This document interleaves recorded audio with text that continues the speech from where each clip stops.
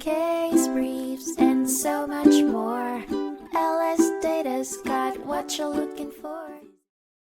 In 2003, the United States Court of Appeals for the Seventh Circuit heard the case Fait ex rel. Trust v. Hummel, which centered on the principle that a director who personally benefits from a corporate transaction must prove its fairness to the corporation, unless other disinterested directors or shareholders with knowledge of all material facts have approved the transaction. The dispute originated in 2001 when the board of directors at Pentech Pharmaceuticals Inc. approved a $4 million stock offering to prevent bankruptcy. This decision diluted the voting power of existing common stock, allowing preferred shareholders to maintain greater control. Robert Fait, a common stock owner, argued that the offering was unfair and accused the board of engaging in a power grab. The preferred shareholders, under an investor rights agreement, replaced Fait and another director on the board, as they held the power to elect 4 out of the 5 directors. Fait subsequently filed a lawsuit claiming the offering was unfair. After a 7-day bench trial, the district court ruled in favor of the board,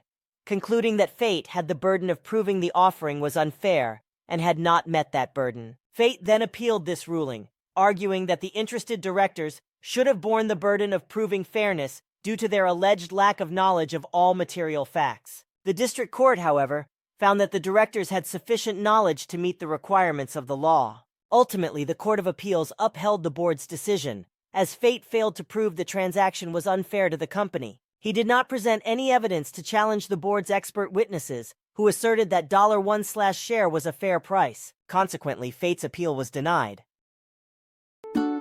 Case briefs, and so much more.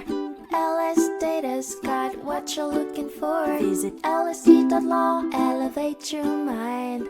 Leave the stress of class